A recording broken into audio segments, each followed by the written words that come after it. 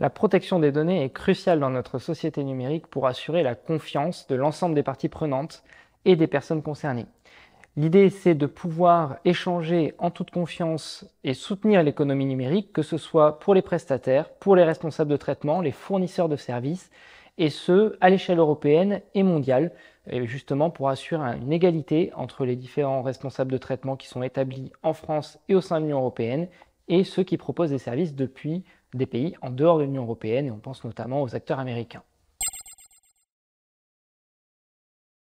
Les principaux défis juridiques que pose la réglementation sur la protection des données, c'est de faire correspondre la théorie et la pratique. Alors, il faut avouer qu'on a une réglementation qui est plutôt bien faite, qui est teintée de pragmatisme, avec cette idée de responsabiliser les acteurs.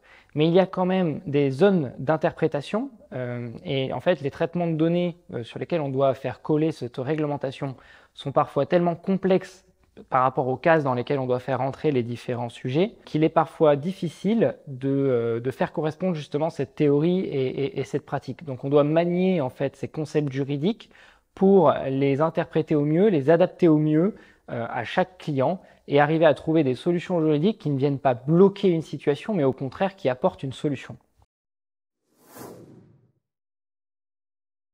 C'est ça, ou alors c'est plutôt oui, mais dans certaines conditions, avec telle garantie. Donc on va essayer toujours d'apporter cette documentation, cette garantie qui va permettre de paramétrer le traitement de données pour justement coller au plus près du besoin de conformité, de confiance des différents acteurs et de sécuriser juridiquement le traitement, que ce soit sur la sécurité technique ou organisationnelle des données, ou simplement sur la sécurité contractuelle qu'on va apporter à un échange de données. Donc il y a toujours ce besoin de mettre en parallèle la réalité avec justement la théorie juridique et les concepts juridiques qu'on va associer. Et c'est ces concepts-là qu'on manie dans le cadre de négociations contractuelles, dans le cadre de politiques de confidentialité pour assurer la transparence du traitement vis-à-vis des personnes concernées. On va justement apporter ces garanties pour gérer le traitement et apporter un niveau de conformité satisfaisant à chaque projet. Alors le RGPD a changé la logique d'approcher la protection des données personnelles parce qu'il a changé un petit peu de paradigme. C'est-à-dire qu'auparavant, on avait une forme de réglementation administrative déclarative et là, on est vraiment dans une logique de responsabilisation et la volonté de mettre un petit peu tous les acteurs sur le même plan, qu'ils soient français, européens ou internationaux. Donc l'idée, c'est de responsabiliser, de donner des obligations aux acteurs et de leur demander en fait d'être en mesure d'apporter à tout moment la preuve de leur conformité.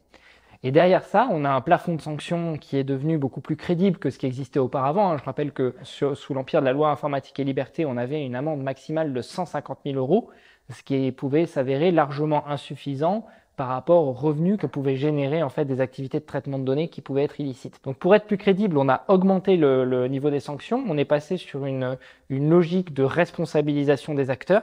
C'est ça qui a un petit peu fait changer l'état d'esprit en fait de la conformité et qui a donné lieu en fait, à toute cette démarche de mise en conformité au sein des entreprises.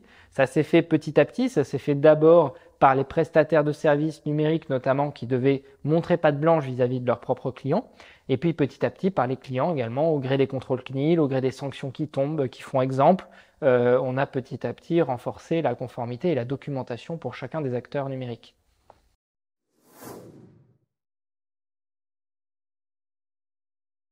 Alors, quels conseils pour les entreprises en matière de gestion des données qu'elles traitent et des données personnelles?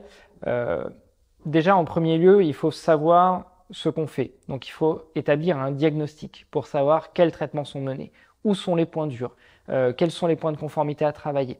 Il faut aussi intégrer ça et le voir comme un projet. C'est vraiment véritablement une démarche continue, d'amélioration continue. On n'est pas forcément 100% conforme à un instant T, mais l'idée, c'est petit à petit d'améliorer son niveau de conformité et sa documentation. Donc pour ça, il faut déjà avoir une équipe, désigner des interlocuteurs en interne qui vont avoir cette responsabilité de piloter ce sujet dans leur service auprès de leurs collaborateurs. Ensuite, donc, on établit, comme je disais, ce diagnostic où on va identifier les points clés, les points de conformité sur lesquels il y a des victoires faciles, sur lesquels il y a des sujets de fond à mettre en place pour organiser ces différents chantiers et donc petit à petit arriver à un niveau de conformité satisfaisant. Donc on va regarder qu'en est-il de l'information des personnes, qu'en est-il de la durée de conservation des données, qui est pour le coup souvent un gros chantier qui n'a pas été anticipé parce qu'on a cette logique traditionnelle de on garde tout au cas où, alors que ça, pour être conforme, les traitements de données doivent avoir une durée qui correspond véritablement à la finalité du traitement. On a le sujet de la sécurité des données. Est-ce qu'on a des procédures en place pour sécuriser les données? Est-ce qu'on a sensibilisé les utilisateurs? On a ensuite l'écosystème de prestataires. On doit s'assurer qu'on a bien contractualisé avec ces prestataires pour qu'ils apportent des garanties suffisantes sur le terrain de la protection des données. Donc il n'y a pas forcément de petites astuces. Il faut le voir vraiment comme une démarche continue, comme des chantiers. Et après, chantier par chantier, effectivement, il peut y avoir des victoires faciles, type déjà une fois qu'on a mis en place un bon bandeau cookie, une bonne politique de confidentialité sur son site internet, la partie visible de l'entreprise, elle a un gain de conformité immédiat. Donc ça permet quand même de progresser rapidement sur cet aspect-là. Et après, il y a des sujets de fond comme la durée de conservation, l'information des collaborateurs, la sensibilisation, qui sont des démarches des gros chantiers ou des démarches à appliquer en continu. Sur la durée d'un process de conformité au RGPD, ça varie énormément. Déjà, il faut le voir comme un process continu, pas forcément comme quelque chose qui a un début et une fin. Mais effectivement, entre le moment où on démarre le projet et puis le moment où on a atteint un certain niveau de conformité où le reste va être de la maintenance ou des chantiers au long cours, ça peut varier énormément d'une entreprise à l'autre et en fonction des objectifs qu'elle s'est fixés. On va avoir besoin d'aller au fond des choses sur les objectifs métiers quand on est dans une situation d'être en prestataire où il faut montrer patte blanche vis-à-vis de ses clients. Donc on va vraiment prioriser ce chantier-là versus lorsqu'on est un responsable de traitement qui fournit un service aux personnes concernées.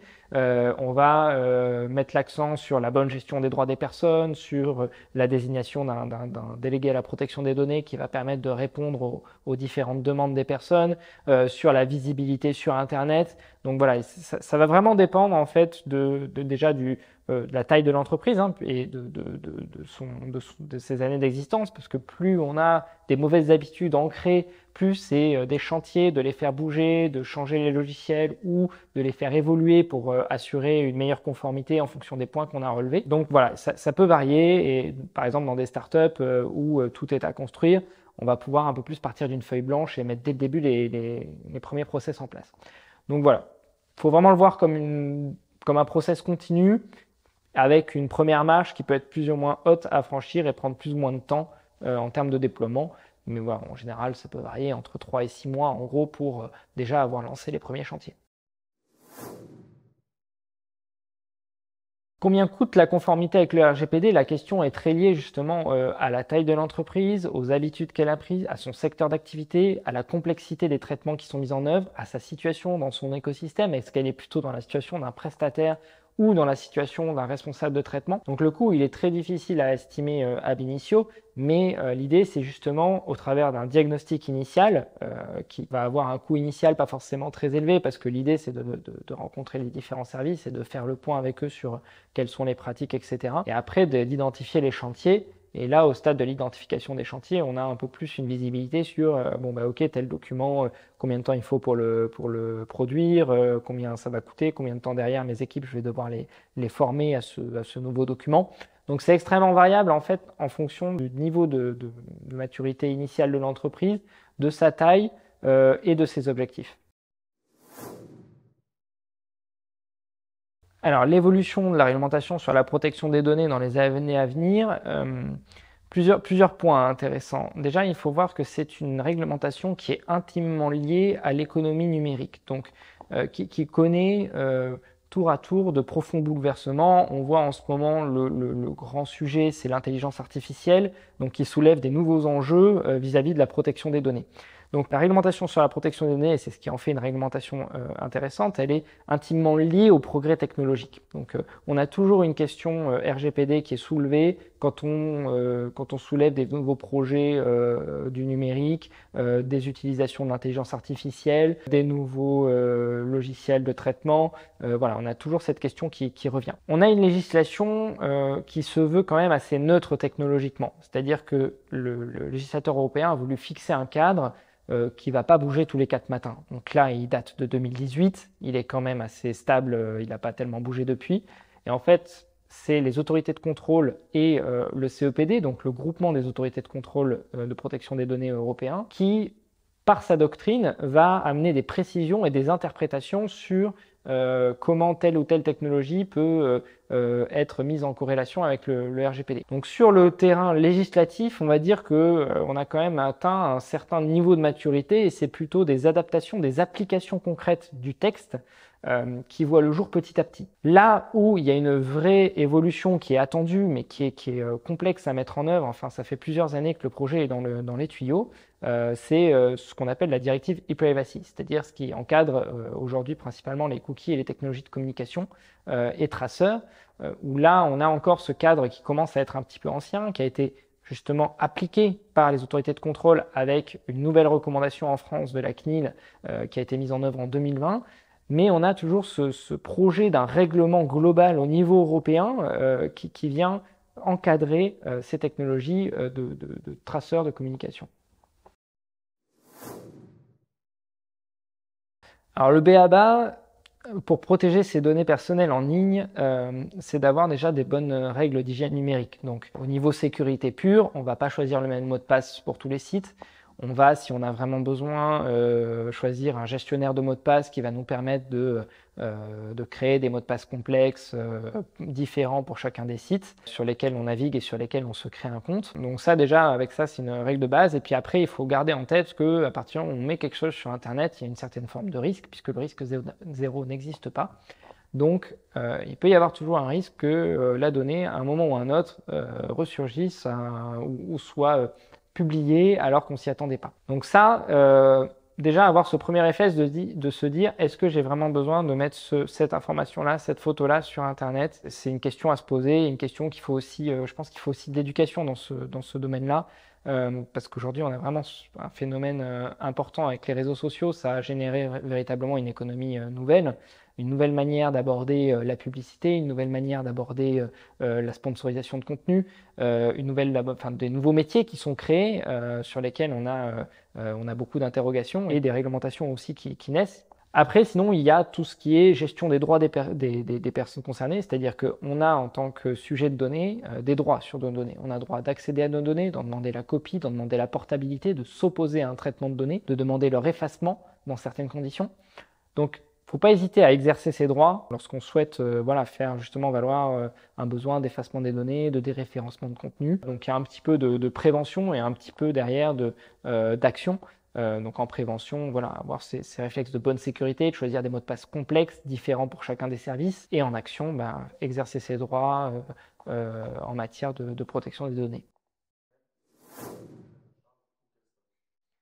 Alors, quelques conseils simples pour les entreprises qui traitent ou stockent des données personnelles pour assurer leur sécurité et leur conformité. Il y a plusieurs points à aborder. Il y a notamment la sensibilisation de ses équipes, de son personnel. Parce que tout part de là. Aujourd'hui, les principales failles de sécurité, elles reposent sur une erreur humaine à la base. Donc, les enjeux, les attaques cyber qu'on voit aujourd'hui émerger, elles ont souvent pour origine un mail de phishing initial qui a été ouvert, un malware qui a été installé et qui permet derrière une attaque en ransomware ou une attaque qui permet une exfiltration de données. Donc le premier point, c'est effectivement d'avoir une bonne sensibilisation de ces équipes et des bonnes règles internes pour assurer un niveau de sécurité adéquat au niveau des données qu'elles traitent. Après, les autres conseils simples qu'on pourrait donner, ils vont varier en fait en fonction de la situation dans laquelle on est. C'est-à-dire que si on est dans la situation d'un responsable de traitement, on va s'attacher à justement donner une information transparente aux personnes concernées sur les données traitées, comment elles sont traitées, combien de temps elles sont conservées, etc. Si on est dans la situation d'un prestataire, c'est là où on va avoir tout intérêt à formaliser une documentation interne communicable qui va permettre de rassurer les clients et aussi de mettre en place des process internes adéquats pour sécuriser ces données. Pour éviter et reconnaître les arnaques en ligne, plusieurs éléments. La plupart des arnaques se font par mail ou par SMS. La vigilance qu'il faut avoir, c'est sur les liens hypertextes qui vont pouvoir vous conduire vers des sites illégitimes. C'est de mieux en mieux fait, donc ça devient de plus en plus difficile. On vous demande de saisir vos mots de passe, on copie la page Microsoft, on copie la page de votre banque. Il faut être hyper vigilant avec ça. Bien s'assurer déjà de est-ce qu'on attend vraiment quelque chose de cette personne-là? Si oui, est-ce que c'est vraiment légitime? Est-ce que la pièce jointe, elle est cohérente par rapport à ce qu'on peut attendre de la personne? ou pas?